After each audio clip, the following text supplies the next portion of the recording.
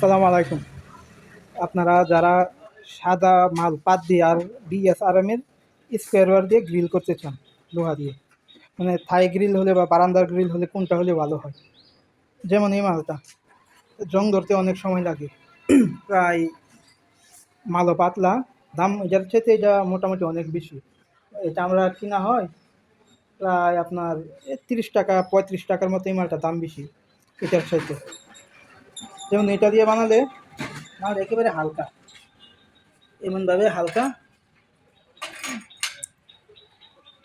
তো এটা দিয়ে বানালে আপনার জং ধরে অনেক দেরিতে, এটা দিলে এটার থেকে এটা তাড়াতাড়ি জং ধরে, আর ওজনীয় কম। দেখা গেছে বাইরে আপনি লাগাবেন, এটা হলো একটা মসজিদের উজুখানার একটা ছোটো এক গেট।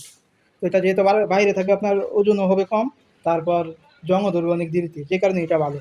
আর এটা হলো থাই গ্রিল, যেটা নাকি আপনার জ্বালানার সাথে আপনারা লাগাবেন এই থাই গ্লাসের সাথে।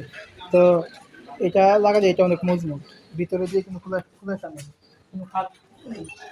যেমন এটা ভিতর দিয়ে বিএসআর মাল, তো এটা দিলে অনেক মজবুত হয়। তারপর দেখা গেছে এই ফাঁক জায়গা দিয়ে হাত হাত দেওয়া যায়, তা কিন্তু দাঁড় নেই, একেবারে ফ্রেশ। আর এটা হলো অনেক দাঁড়, এই মালটা অনেক দাঁড়। যখন নাকি আপনারা বাইরে গ্লাসটা লাগাবেন এরকমভাবে টান দিবেন, তখন টান দিলে এই দাঁড় এই দাঁড়টা আপনার হাত কেটে যাবে, তো সমস্যা।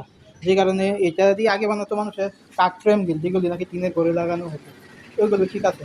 আর যেমন মসজিদের বাইরে থাকবে মসজিদের উজুখানার গেট, ছোটো একটা গেট 4 ফিট বাই 4 ফিট, এটা মানে এভারেজে মিলে এটা ওজন একটু বেশি, আর এটা হলো ওজন কম। কিন্তু এটার সাথে কেজিতে প্রায় 35 টাকা আনুমানিক, এরকমই, বেশ কম হয়। তো দাম ঘুরে ফিরে একই দাম দিয়ে পড়ে। আর এটা দিয়ে থাই গ্রিল বানালে ঠিক আছে, অনেক মজবুত মাল, কিন্তু এটা দিয়ে হবে দুর্বল থাই গ্রিলের জন্য।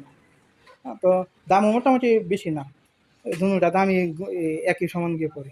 তো আপনারা থাই গ্রিল বানালে থাই গ্রিলের জন্য এটা ঠিক আছে। আর যখন নাকি বাহিরে কিন্তু পাতলা বৃষ্টিতে ভিজবে, তখন এই মালটা লাগাতে পারেন, ঝুলন্ত থাকবে, ওজনও কম হবে, তারপর জংও আসবে অনেক দেরিতে।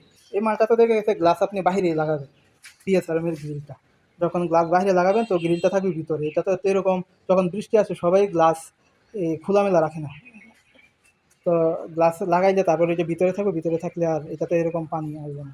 তারপর আপনি রং ব্যবহার করবেন এই মালটার মাধ্যমে, আবার রং ব্যবহার করলে রং ভালোভাবে ধরে। কিন্তু এটা সাদা মাল, যেটা জিপি মাল, জিআই মাল বলে, সাদা পাত, এটার মাধ্যমে আপনার রং যখন দিবেন রং এত ভালোভাবে ধরে না, তো সমস্যা।